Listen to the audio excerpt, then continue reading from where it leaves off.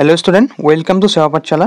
আজি তোমালোকৰ ক্লাস 12 অসমীয়াৰ ডক্টৰ সূৰ্য কুমাৰ ভূঞা দেৱৰ দ্বাৰা ৰচিত হস্তি বিদ্যাৰ্ণৱ পুথি যিটো চেপ্টাৰ আছে সেই চেপ্টাৰটো যিমানখিনি ভিতৰুৱা ইয়াৰ উপৰি প্ৰশ্নাৱলীৰ কুৱেশ্যন আছে মই ধুনীয়াকৈ তোমালোকৰ কাৰণে হাতৰ আখৰে লিখি আনিছো গতিকে তোমালোকে মই দিয়া নোটছখিনি ধুনীয়াকৈ লিখিবা মানে ভিডিঅটো প্ৰথমৰ পৰা শেষলৈ ধৈৰ্য সহকাৰে চাই থাকিবা আৰু ভিডিঅটো পজ কৰি নোটছখিনি লিখি যাবা আৰু এই নোটছখিনি লিখিলে তোমালোকৰ পৰীক্ষাত 1 মাৰ্কো কম নোপোৱা একদম ফুল মাৰ্কছ পাবা আৰু যিমান পাৰো মই শৰ্টকৈ লিখিছো গতিকে প্ৰথমে আমি কি কৰো অনুশীলনী যিখিনি কুৱেশ্যন আছে সেইখিনি চাই লও ইয়াৰ পিছত আমি বাকিখিনি চাম ঠিক আছে চোৱা প্ৰথম কুৱেশ্যন কি দিয়া আছে যে হস্তি বিদ্যাৰ্ণৱ পুথি শীৰ্ষক পাঠটি ক'ৰ পৰা সংগ্ৰহ কৰা হৈছে চোৱা উত্তৰ চোৱা যে হস্তি বিদ্যাৰ্ণৱ পুথি শীৰ্ষক পাঠটি যোগেন্দ্ৰ নাৰায়ণ ভূঞা সম্পাদিত সূৰ্য কুমাৰ ভূঞাৰ বিবিধ প্ৰবন্ধ নামৰ গ্ৰন্থৰ পৰা সংগ্ৰহ কৰা হৈছে ইয়াৰ পিছত চোৱা নেক্সট 2 নম্বৰ যে হস্তি বিদ্যাৰ্ণৱ পুথি শীৰ্ষক প্ৰবন্ধটি প্ৰথমে ক'ত প্ৰকাশ পাইছিল উত্তৰ শুক্লেশ্বৰ বৰা সম্পাদিত জয়ন্তী আলোচনীত 1953 চনত প্ৰকাশ পাইছিল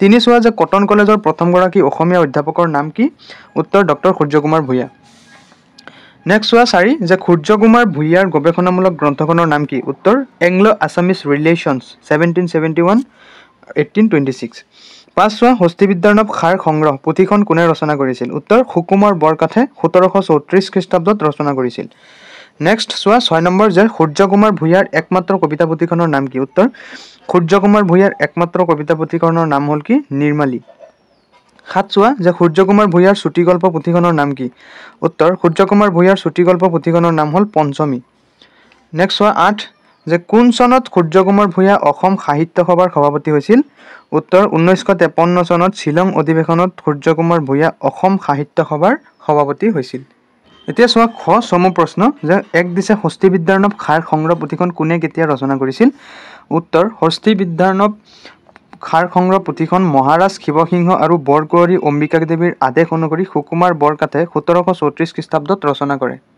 2 চোৱা যে পুৰণি অসমীয়া সচিত্ৰ পুথি দুখনৰ নাম লিখা উত্তৰ শংখচূড় বধ আৰু লৱ কুশৰ যুদ্ধ 3 চোৱা যে হস্তি বিদ্যাৰ্ণৱ পুথিৰ চিত্ৰবোৰ কোনে অংকন কৰিছিল উত্তৰ দিলবৰ আৰু দুখাই নামৰ চিত্ৰকাৰে অংকন কৰিছিল 4 চোৱা হস্তি বিদ্যাৰ্ণৱ পুথিত কোন কেইজন লোকৰ চিত্ৰ অংকিত হৈছে উত্তৰ হস্তি বিদ্যাৰ্ণৱ পুথিত গ্ৰন্থকাৰ সুকুমাৰ বৰকাথ চিত্ৰকৰ দুগৰাকী দিলবৰ আৰু দুখাই স্বৰ্গদেউ শিৱসিংহ বৰকুঁৱৰী অম্বিকা দেৱী ৰাজকুমাৰ অম্বিকাগিৰি আৰু ৰাজকুমাৰ উগ্ৰসিংহ কোঁৱৰৰ চিত্ৰ অংকিত হৈছে তদুপৰি স্বৰ্গদেউ শিৱসিংহৰ চৰাৰ বিষয়াসকলৰ প্ৰতিমা অংকন কৰা হৈছে লগতে আঠু দেশৰ যশস্যাৰূপ চন্দ্ৰতাপে আচ্ছাদন কৰিছে বুলি কৈ ভাৰতৰ 8জন ৰজাৰ ছবি দিয়া হৈছে কিন্তু কোনজন কোন দেশৰ ৰজা হেতু উল্লেখ নকৰাত তেওঁলোকৰ বৰ্তমান কি চিনাক্ত কৰিব পৰা হোৱা নাই নেক্সট চোৱা 5 নম্বৰ কি দিছে যে হস্তি গ্ৰন্থ বুলিলে কি বুজা উত্তৰ চোৱা হস্তি গ্ৰন্থ বুলিলে হাতী বিষয়ক পুথিসমূহক বুজা যায় মধ্যযুগত অসমীয়া ভাষাত বিভিন্ন বিষয়ৰ ব্যৱহাৰিক জ্ঞানৰ পুথি ৰচিত হৈছিল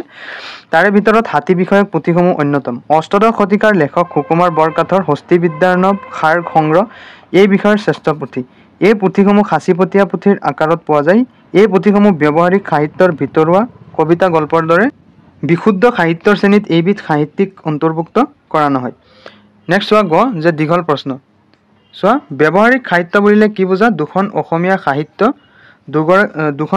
অসমীয়া ব্যৱহাৰিক সাহিত্য পুথিৰ নাম লিখা উত্তৰ মানুহৰ ব্যৱহাৰিক জীৱনৰ লগত জড়িত অন্ন বস্ত্ৰ বাসস্থান অথবা জীৱ-জন্তুৰ গুণাগুণ স্বাস্থ্য আদিক বিষয়বস্তু হিচাপে লৈ ৰচিত পুথিসমূহক কি বোলে ব্যৱহাৰিক সাহিত্য বুলি কোৱা হয় এই পুথিবোৰ মধ্যযুগৰ সৃষ্টি এই শ্ৰেণীৰ সাহিত্যৰ ভিতৰুৱা পুথিৰ বিষয়সমূহ হ'ল দৌল দেৱালয় কাৰেং মৈদাম ঘৰ দুৱাৰ আদি নিৰ্মাণৰ কৌশলক কেন্দ্ৰ কৰি ৰচিত ব্যৱহাৰিক সাহিত্য কবিতা চুটিগল্প উপন্যাস আদিৰ দৰে বিশুদ্ধ সাহিত্য নহয় যদিও ব্যৱহাৰিক জীৱনত পুথিসমূহৰ মৰ্যাদা অপৰিসীম অষ্টাদশ শতিকাৰ লেখক সুকুমাৰ বৰকাথৰ হস্তি বিদ্যাৰ্ণৱ সাৰ সংগ্ৰহ এই শ্ৰেণীৰ শ্ৰেষ্ঠ পুথি তদুপৰি ঘোঁৰা নিদান চাংৰুং ফুকনৰ বুৰঞ্জী আদি এই শ্ৰেণীৰ সাহিত্যৰ উল্লেখযোগ্য পুথি এই পুথিসমূহৰ ঐতিহাসিক গুৰুত্ব অপৰিসীম এতিয়া 2 চোৱা যে ডক্টৰ সূৰ্য কুমাৰ ভূঞাৰ সাহিত্য প্ৰতিভা সম্পৰ্কে আলোচনা কৰা উত্তৰ অসমীয়া সাহিত্য জগতত প্ৰখ্যাত ইতিহাসবিদ ডক্টৰ সূৰ্য কুমাৰ ভূঞাই কবি হিচাপে প্ৰথমে আত্মপ্ৰকাশ কৰিছিল যদিও ইতিহাসবিদ হিচাপেহে পিছলৈ খ্যাতি অৰ্জন কৰে তেওঁ কেইবাখনো মূল্যৱান গ্ৰন্থ ৰচনা কৰি অসমীয়া সাহিত্যৰ ভঁৰাল চহকী কৰিছে। সূৰ্যকুমাৰ ভূঞাৰ একমাত্ৰ কবিতা পুথিখনৰ নাম হ'ল নিৰ্মালী। চুটিগল্পৰ পুথি পঞ্চমী। উল্লেখযোগ্য প্ৰবন্ধ সংকলন হ'ল ত্ৰিপদী আৰু সূৰ্যকুমাৰ ভূঞাৰ বিবিধ প্ৰবন্ধ। তেখেতৰ জীৱনীমূলক গ্ৰন্থসমূহ হ'ল গোপাল কৃষ্ণ গোখলে, আনন্দৰাম বৰুৱা, অসম জীয়ৰী, জোনাক চানেকি, ঐতিহাসিক তথ্যপূৰ্ণ পুথি, কোঁৱৰ বিদ্ৰোহ, বুৰঞ্জীৰ বাণী, ৰমণী গাভৰু, মিৰ্জুমালাৰ অসম আক্ৰমণ আৰু লাচিত বৰফুকন। ইংৰাজী ভাষাত ৰচিত উল্লেখযোগ্য গ্ৰন্থবোৰ হ'ল an Assamese, Nurjahan, early British relation with Assam, Lachit Borphukan and his times, তাৰপিছত Aton Borgohain and his times, men I have met, London memories আৰু গৱেষণা গ্ৰন্থ হ'ল এংলো আছামিজ ৰিলেশ্যন 1771 পৰা 1826। ইয়াৰ উপৰিও তেওঁ কেইবাখনো বুৰঞ্জী পুথি সম্পাদনা কৰিছিল। এনেদৰে ডক্টৰ সূৰ্যকুমাৰ ভূঞাই অসমীয়া সাহিত্য জগতলৈ বহুতো পুথিৰে অৱদান আগবঢ়াই গৈছে। এতিয়া চোৱা তিনি যে হস্তিবিদ্যাৰ্ণৱ পুথিৰ বিষয়বস্তুৰ এতিয়া আভাস দিয়া। উত্তৰ: ডক্টৰ সূৰ্যকুমাৰ ভূঞাদেৱৰ হস্তিবিদ্যাৰ্ণৱ পুথি শীৰ্ষক পাঠটিত হস্তিবিদ্যাৰ্ণৱ পুথিৰ বিষয়বস্তুৰ বিশদ আলোচনা দাঙি ধৰিছে। সুকুমাৰ বৰকাথৰ দ্বাৰা বিৰচিত হস্তিবিদ্যাৰ্ণৱ সাৰ সংগ্ৰহ পুথিত হাতীক কেন্দ্ৰ কৰি বিষয়বস্তুৰ জুমুঠি বন্ধা হৈছে। সুকুমাৰ বৰকাথে যাৱতীয় সংস্কৃত গ্ৰন্থ, অসমত প্ৰচলিত কিছুমান হাতী বিষয়ক পুথি, দাঁতিকাষৰীয়া জাতিৰ মাজত প্ৰচলিত হাতীৰ ব্যাধিৰে প্ৰতিকাৰ, এই সকলোবোৰ হস্তিক জ্ঞান একত্ৰ কৰি পুথিখনৰ বিষয়বস্তু নিৰ্মাণ কৰিছে। গতিকে পুৰণি অসমীয়া সাহিত্যত এই পুথিৰ গুৰুত্বও অসীম। হস্তিবিদ্যাৰ্ণৱ পুথিৰ প্ৰধান বিষয়বস্তু এনেধৰণৰ: এই পুথিত বিবিধ হাতীৰ লক্ষণ সম্পৰ্কে বৰ্ণনা কৰা হৈছে। ভাল হাতী, বেয়া হাতীৰ লক্ষণ বৰ্ণনা কৰাৰ লগতে অন্য ৰজাৰ লগত অপ্ৰীতিবৰ্ধক হাতীৰ লক্ষণো বৰ্ণনা কৰা হৈছে। হাতীশাল নিৰ্মাণৰ নিয়ম, যেনে কাঠৰ নিৰ্বন্ধ, হাতীবন্ধা খুঁটাৰ মান, ইয়াৰ উচ্চতা, বতাহ ৰ'দ সোমাব পৰাৰ কেনে ব্যৱস্থাৰ হ'ব লাগিব, সকলো কথা কোৱা হৈছে।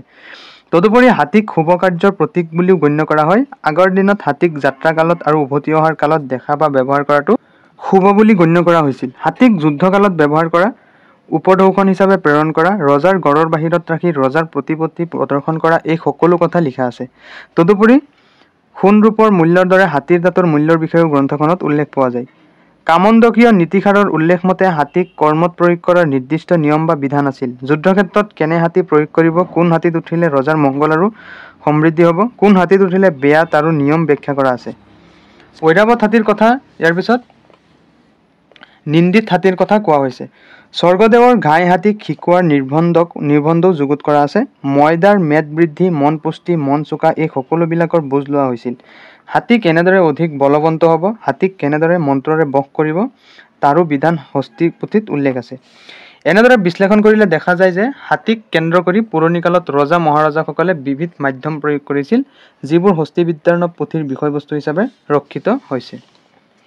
এতিয়া চোৱা 4 যে মংগলদায়ক হাতীৰ লক্ষণ সম্পৰ্কে হস্তিবিদ্যাৰ্ণৱ পুথিত থকা বিৱৰণটি নিজৰ ভাষাত লিখা। উত্তৰ: সুকুমাৰ বৰকাথৰ হস্তিবিদ্যাৰ্ণৱ সাৰ সংগ্ৰহ পুথিত মংগলদায়ক হাতীৰ বিস্তৃত বৰ্ণনা দাঙি ধৰিছে। হস্তিবিদ্যাৰ্ণৱ পুথিত বৰ্ণনা দাঙি ধৰিবলৈ যাওঁতে বিবিধ হাতীৰ দুখ গুণৰ বৰ্ণনা দাঙি ধৰিছে। ভাল হাতী, বেয়া হাতী, যুদ্ধ হস্তি, অপ্ৰীতিবৰ্ধক হাতী, স্বৰ্গদেৱৰ গড়ৰ বাজত থকা হাতী, স্বৰ্গদেৱৰ শুভ কাৰ্যত প্ৰয়োগ কৰা হাতী, শোভাযাত্ৰাত ব্যৱহাৰ্য হাতী ইত্যাদি বিবিধ হাতীৰ বৰ্ণনা দাঙি ধৰিছে। মংগলদায়ক হাতীৰ বৰ্ণনা দাঙি ধৰিছে এনেদৰে: শৰীৰৰ বৰণ হ'ব লাগে শ্যাম বৰ্ণ, দেখাত সুন্দৰ হ'ব লাগে, প্ৰকাণ্ড প্ৰাণী যদিও শৰীৰ হ'ব লাগে স্থূল, দুয়োটা দাঁত সমান দীঘল হোৱা উচিত, সমানে ৰংগ অৰ্থাৎ আনন্দ কৰা হ'ব লাগে, কামৰ সময়ত আগলৈ চাপি যোৱা হাতীৰ লক্ষণ ভাল, কালখিলি বৰ্ণৰ হাতীও মংগলজনক, আগচোৱা জোঙা, নখ অলপ কলা বা পাতল কলা বৰণৰ হোৱা উচিত, বলৱন্ত হাতীৰ মূল্য অধিক, তেনে হাতীয়ে ৰজাক গড়ৰ ভিতৰ বাহিৰ সকলোতে ভাল কাম দেখুৱায়। তেনে লক্ষণৰ হাতীক কি বোলে? উত্তম আহাৰ দি সোনকালে বশ কৰিব পৰা যায়। এনেদৰে কি পুৰণি কালত ভাল হাতী বা উন্নত মানসম্পন্ন হাতীক মংগলদায়ক হাতী বুলি কোৱা হৈছিল আৰু হাতীক ৰজা মহাৰজাসকলে গুৰুত্ব সহকাৰে বিষয়া নিযুক্তিৰে পোহপালো দিয়া হৈছিল। এতিয়া চোৱা 5 যে হস্তিবিদ্যাৰ্ণৱ পুথিত গদ্যশৈলীৰ বিষয়ে চমুকৈ আলোচনা কৰা। উত্তৰ: হস্তিবিদ্যাৰ্ণৱ সাৰ সংগ্ৰহ পুথিখনি সুকুমাৰ বৰকাথৰ অনবদ্য সৃষ্টি। বিভিন্ন হাতীৰ গুণাগুণ ব্যাখ্যাৰে পুথিখনে অসমীয়া সাহিত্যলৈ এক বিশিষ্ট বৰঙণি আগবঢ়াইছে। গদ্যত ৰচিত পুথিখনিৰ ৰচনাশৈলী গুজগুণসম্পন্ন। সংস্কৃত ভাষাত প্ৰাপ্ত কেইখনমান গজশাস্ত্ৰ পুথি, যেনে পালকাব্যমুনি বিৰচিত হস্তি আয়ুৰ্বেদ, নীলকণ্ঠ বিৰচিত মাতংগলীলা, গজেন্দ্ৰ চিন্তামণি কামণ্ডনীতি নীতিসাৰ, বৰাহমিহিৰৰ যশস্থিলক ইত্যাদি। ইত্যাদি পুথিৰ সমাহাৰ আৰু অসমত প্ৰচলিত পুথিৰ পুৰণি হাতী বিষয়ক পুথি লগতে দাঁতি কাষৰীয়া জাতিৰ মাজত প্ৰচলিত হাতীৰ ব্যাধিৰ নানান প্ৰতিকাৰ বিষয়ক পুথিক বিষয়বস্তু হিচাপে লৈ হস্তিবিদ্যাৰ্ণৱ সাৰ সংগ্ৰহ পুথিৰ জুমুঠি বন্ধা হৈছে। এই গ্ৰন্থৰ পুথিৰ ভাষা গদ্য প্ৰশস্তি অংশৰ ভাষা সংস্কৃত গ্ৰন্থি উদাহৰণস্বৰূপে ইন্দ্ৰ সৰোবৰৰ পদ্মপুষ্পৰ তুল্য যি মহাৰাজা নীতিবিদ্যাৰো আনন্দিত এই বৃহস্পতিক উপালম্ভ কৰিছে যি মহাৰাজা আৰু গম্ভীৰ ধীৰ ধাৰ্মিকসকলৰ মধ্যত শ্ৰেষ্ঠতৰ সৌমাৰপীঠৰ ঈশ্বৰ শ্ৰীযুক্ত শ্ৰীমন্ত শিৱসিংহ যি মহাৰাজা আপোনাৰ চন্দৰ বিলাস বিদগ্ধতা ভাৱেৰে পৃথিৱীত সকলো সুন্দৰীগণৰ গৰ্বক চুৰ কৰিছে যি মহাদেৱীয়ে সেইকাৰণে অতিশয় বিৰাজমান হৈছে যি শ্ৰী শ্ৰী অম্বিকানাম মহাদেৱী সেই দুজনৰ আজ্ঞাৰত্ন মালাক ক্ষীৰত ধৰি সুকুমাৰ বৰকাতে এই হস্তিবিদ্যাৰ্ণৱ সাৰ সংগ্ৰহ কৰি ৰচিল। ইয়াৰ পিছত চোৱা দেখা যায় মূলতঃ সংস্কৃত পুথিক অনুকৰণ কৰা হেতুকে ভাষা সংস্কৃত গ্ৰন্থি আনহাতে দাঁতিকাষৰীয়া অঞ্চলসমূহৰ পৰা আহৰণ কৰা পুথিৰ জ্ঞানে সৰল অসমীয়া ভাষাৰ নিদৰ্শন দাঙি ধৰিছে। সাধাৰণ শ্ৰেণীৰ মানুহৰ মুখৰ ভাষাৰ ঠাঁচে দেখা যায় যথা পাতালৰ জাতে যি হাতী আহিছে তাৰ মুখ ৰূপ দেখি গা ৰাতুল চন্দনৰ বৰ্ণনাহেন দেখি নেজ মাটি লুটি যায় মূৰ জোকাৰি থাকে পানী পৰ বাৰ বুলুন যেন বুলুনখৰ আৰে টিপৰ কথা বহুত বাঞ্ছনত বহিব কলা ফুলাৰে চেপি ভাবি ধৰি কৰি আঙ্গুলি কাণত লগাব। এনেদৰে বিশ্লেষণ কৰি চালে দেখা যায় যে হস্তিবিদ্যাৰ্ণৱ পুথিৰ ভাষা এফালে সংস্কৃত গ্ৰন্থি আৰু গভীৰ আনহাতে সহজ সৰল অসমীয়া সাধাৰণ মানুহে বুজিব পৰাকৈ বাক্যৰ গাঁথনি তেনেই সৰল। মুঠতে হস্তিবিদ্যাৰ্ণৱ পুথিৰ গদ্যই পুথিখনিৰ মৰ্যাদা বহুগুণে কি কৰিছে বৃদ্ধি কৰিছে। অ'কে ষ্টুডেণ্ট এতিয়া এইটো চেপ্টাৰৰ যিমানখিনি অনুশীলনী কুৱেশ্যন আছে আমাৰ অলৰেডি শেষ হ'ল। এতিয়া যিখিনি অতিৰিক্ত প্ৰশ্ন কেইটামান আছে মই সেইখিনি আলোচনা কৰি দিছোঁ। চোৱা যে মধ্যযুগত ৰচিত উল্লেখযোগ্য সচিত্ৰ পুথিসমূহ কি কি? উত্তৰ মধ্যযুগত ৰচিত উল্লেখযোগ্য সচিত্ৰ পুথিসমূহ হ'ল হস্তিবিদ্যাৰ্ণৱ সাৰ সংগ্ৰহ, শংখচূড় বধ, ধৰ্মপুৰাণ, লৱ কুশৰ যুদ্ধ, গীত গোবিন্দ, বনমালীদেৱৰ চৰিত্ৰ আৰু সচিত্ৰ ভাগৱত। 2 নম্বৰ যিটো ইম্পৰ্টেণ্ট কুৱেশ্যন বাহিৰা যে হাতীৰ বিষয়ে অসমৰ কোন কোন জাতিৰ মানুহে ভালকৈ জানিছিল? উত্তৰ হাতীৰ বিষয়ে অসমৰ খামতি, চিংফৌ, নৰা, ফাকিয়াল আৰু মৰাণ আদি জাতিৰ মানুহে ভালকৈ জানিছিল। 3 চোৱা পাঠত উল্লেখিত সংস্কৃত ভাষাত ৰচিত হস্তি গ্ৰন্থসমূহ কি কি? উত্তৰ সংস্কৃত ভাষাত ৰচিত হস্তি গ্ৰন্থসমূহ হ'ল পালকাব্যমুনি বিৰচিত হস্তি আয়ুৰ্বেদ, নীলকণ্ঠ বিৰচিত মাতংগ লীলা, তাঞ্জোৰত থকা অসম্পূৰ্ণ সংস্কৃত পুথি আৰু গজেন্দ্ৰ চিন্তামণি। ইয়াৰ উপৰি বৰাহমিহিৰৰ বৃহৎ সংহিতা, সোমদেৱৰ যশস্তিলক, কৌটিল্যৰ অৰ্থশাস্ত্ৰ আৰু কামন্দকীয় নীতিসাৰ এইবোৰ গ্ৰন্থকো গজশাস্ত্ৰৰ দীঘলীয়া আভাস পোৱা যায়। নেক্সট চোৱা 4 যে হস্তিবিদ্যাৰ্ণৱ পুথিখনৰ চিত্ৰসমূহ চাই ভাৰতৰ কোন কোন খ্যাতনামা ব্যক্তিয়ে প্ৰশংসা কৰি গৈছে? উত্তৰ হস্তিবিদ্যাৰ্ণৱ পুথিখনৰ চিত্ৰসমূহ চাই মহাত্মা গান্ধী, পণ্ডিত জৱাহৰলাল নেহৰু, ডক্টৰ ৰাজেন্দ্ৰ প্ৰসাদ এইসকলে কি কৰিছে প্ৰশংসা কৰি গৈছে। 5 চোৱা হস্তিবিদ্যাৰ্ণৱ পুথি শীৰ্ষক প্ৰবন্ধটো প্ৰথমে ক'ত কেতিয়া প্ৰকাশ পাইছিল? উত্তৰ শুক্লেশ্বৰ বৰা সম্পাদিত জয়ন্তী আলোচনীত 1953 চনত প্ৰকাশ পাইছিল। 6 নম্বৰ বাহিৰা কুৱেশ্যন চোৱা যে জয়ন্তী আলোচনী প্ৰথমে কাৰ সম্পাদনাত প্ৰকাশ পাইছিল? উত্তৰ 1938 চনত ৰঘুনাথ চৌধুৰীৰ সম্পাদনাত। 7 চোৱা যে হস্তিবিদ্যাৰ্ণৱ পুথিখন